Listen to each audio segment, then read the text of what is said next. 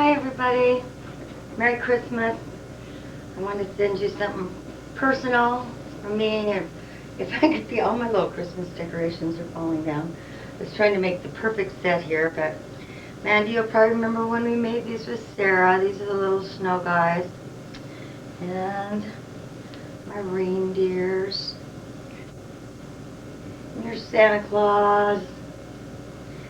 What I'm going to do, and Brett, Ashley, this is especially for you, is I want to show you this book. This is the Christmas book that your grandma had when she was a little girl.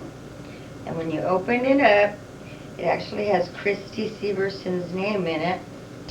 And I think somewhere in here is the date that they gave this book to us. 1954, which happens to be the same year that I was born. So I remember most of the stories in here. Your Aunt Patty and I would read these to each other at Christmas. And one of the ones that I wanted to read to you is about how holly berries got red.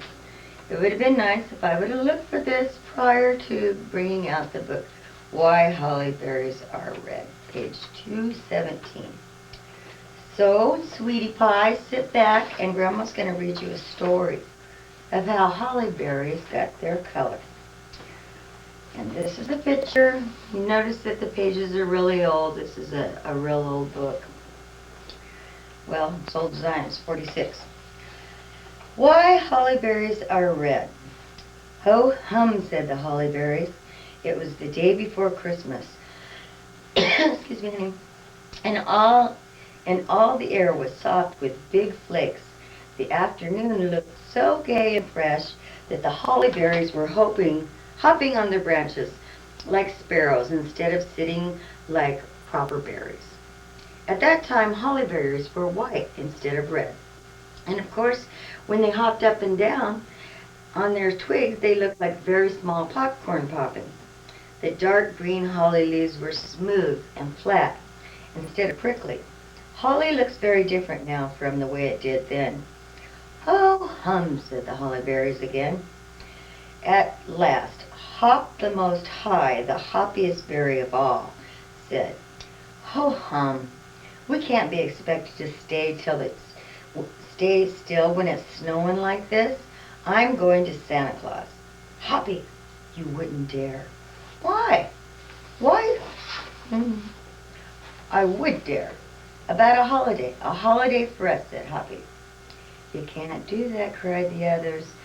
Santa Claus is too busy to be bothered on the day before Christmas. Besides, everybody needs us for Christmas. For Christmas, yes, said Hoppy. For the day before Christmas, no. We never have had a holiday, and it's high time we did. And so he went off to Santa Claus. But when he got there, he felt quite embarrassed, which made his voice sound a little queer and gruff. Santa Claus, he began severely. Sir, we need a holiday. Santa looked down at the very small berry standing on his foot and chuckled. Don't be so stern, he said. Don't holly berries always have holly days? Hoppy scowled, and that made Santa Claus laugh again.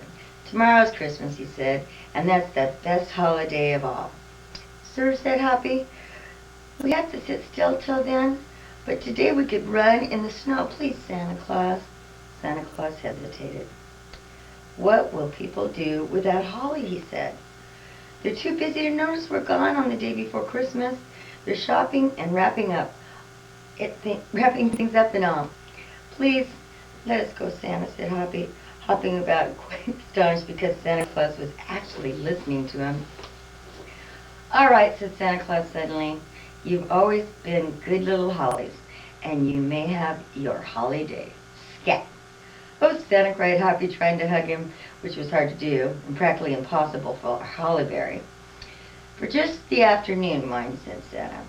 Back in time for Christmas Eve. Of course, shouted Hoppy. They couldn't have Christmas Eve without us. Please, may we take our holly leaves with us? Yes, said Santa. I'll give you all a Christmas present, too. He turned to a sparkly Christmas berry he had just put on the top of the Christmas tree. A Christmas wish for all the holly berries, Gloriana. For each of us, cried Hoppy. Jumping reindeer nose, said Santa, shaking with his chuckles again. That would be far too many wishes, even for one Christmas. One wish for the lot of you. Catch. Thank you, said Hoppy joyfully. He put the wish in his pocket and he rushed away.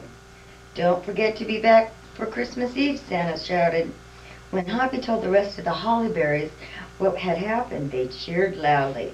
Once for Santa, once for the Christmas fairy, and once for Hoppy.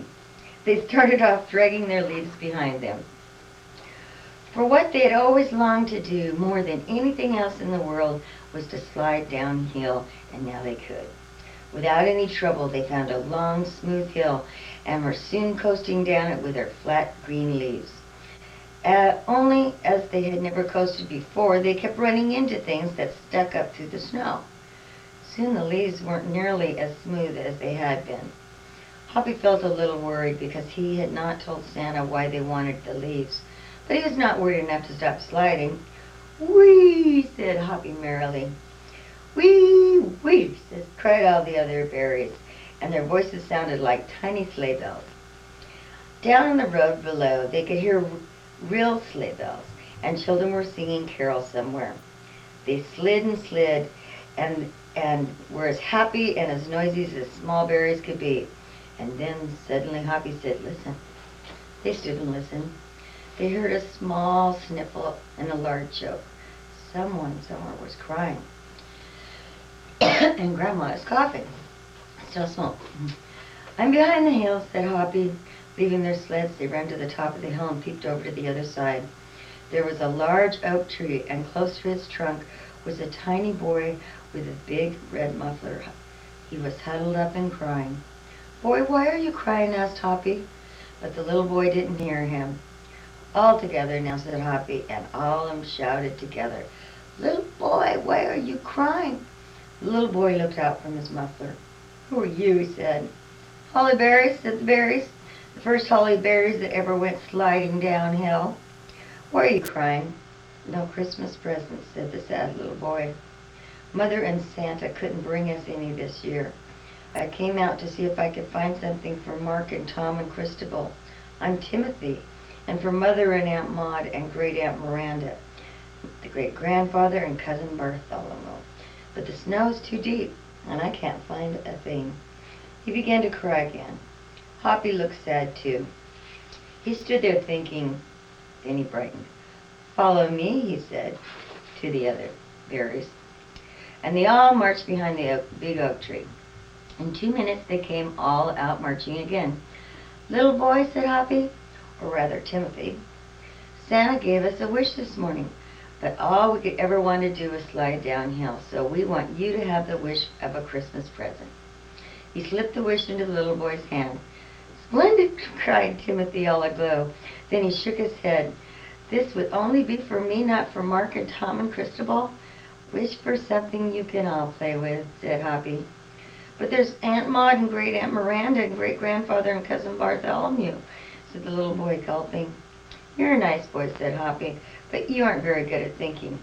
He shook his head and beckoned with the other berries to march behind the tree again. In 2 minutes they came out beaming. "We have a good idea," said Hoppy proudly. "Cheer up, Timothy, and wish for a shop full of Christmas presents." "Oh, you are so brilliant, brilliant, beautiful berries," cried Timothy. "I do. I wish for a shop full of Christmas presents." Immediately before them in the snow stood a delicious little shop, scalloped in red and green and white, with wreaths in its tiny little windows, and over the door again, the Christmas shop of Timothy. Inside they caught entrancing glimpses of miniature locomotives and ruffled dolls and red balls and sleds and games, shawls and teapots for aunts, large books for grandfathers, candy canes and Christmas tree ornaments, scarlet handles, and every Christmas thing you can think of. "Hooray!" cried the little boy. He jumped on the step of the shop and coasted away on its runners and down the hill until it landed just in front of his small gray house. The berries saw Mark and Tom and Christabel and Timothy's mother and Aunt Maud and Great Aunt Miranda and Great-Grandfather and Cousin Bartholomew all rush out they heard a little boy shout, "Not to be out until Christmas." And then he turned away to wave at the berries. "Merry Christmas," he called. The berries shook hands all around. But then Hoppy cried out, "Look, it's almost dark. We must run. It's quite dark before they were halfway home." And then they hurried as fast as they can. It stopped snowing, and the Christmas star was shining brightly above the black trees.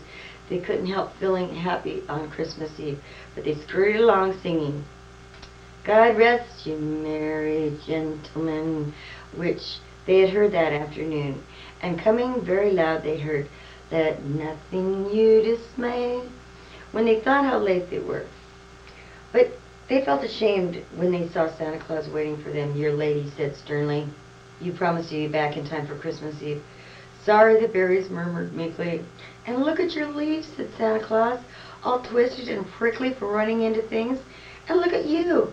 You're all red and rosy instead of white." "We are red, aren't we?"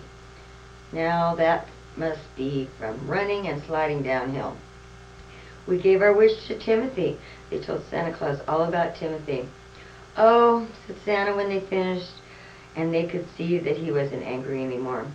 "Because you were late, and you did break your promise, and because all your leaves shall always stay twisted and prickly, but you were the kind to Timothy, and for now you shall always stay rosy and red as you are now. You're really very much prettier this way." "Yes, we are, aren't we? Thank you, Santa Claus," said the berries joyfully. "Now hurry along," said Santa. "But Santa," said Hoppy, "won't you ever let us slide downhill again?" "Well, after all, you gave your Christmas wish away," said Santa, "so whenever it snows big flakes on the day before Christmas, you shall have a chance to slide downhill. Only be sure to go when no one is looking. And that's why holly berries are red, and that's why holly leaves are twisted. And if it snows big flakes before the day before Christmas, you might look out and see if you can see holly berries sliding down the hill. But they're definitely hard to catch." "Ho hum," said the holly berries.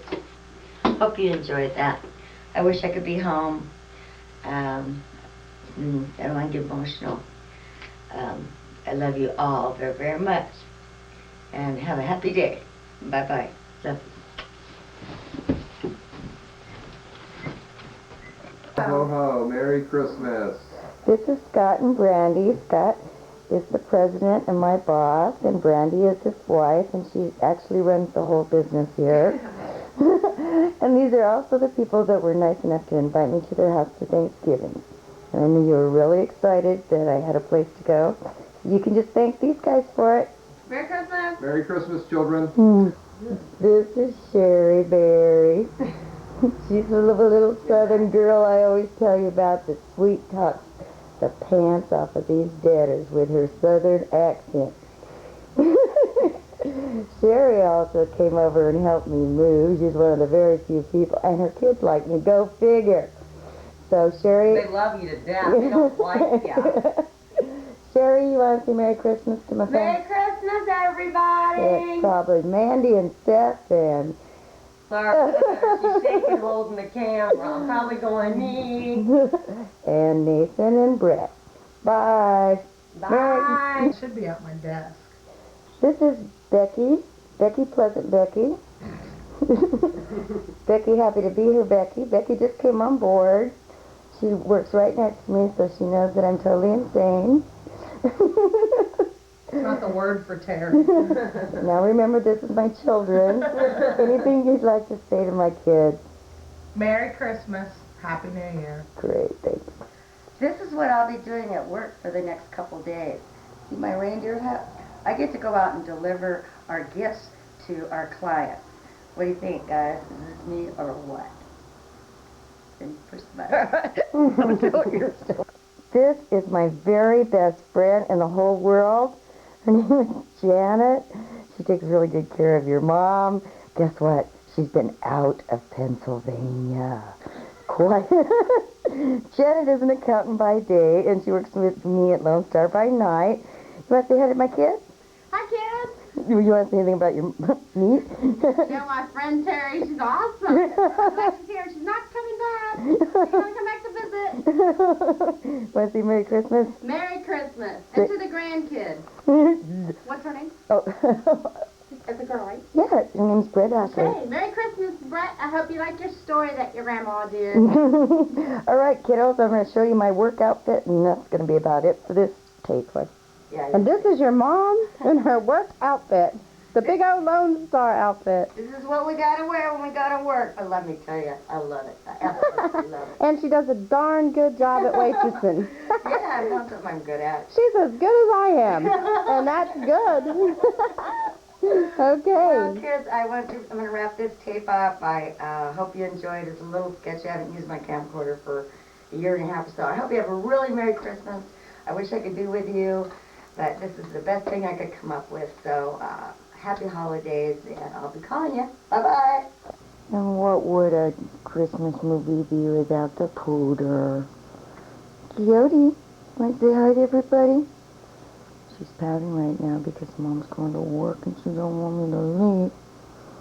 Say Merry Christmas. She loves my job. They give her free steak all the time. Oh, we're going to look into some talkie Prozac for her. Merry Christmas.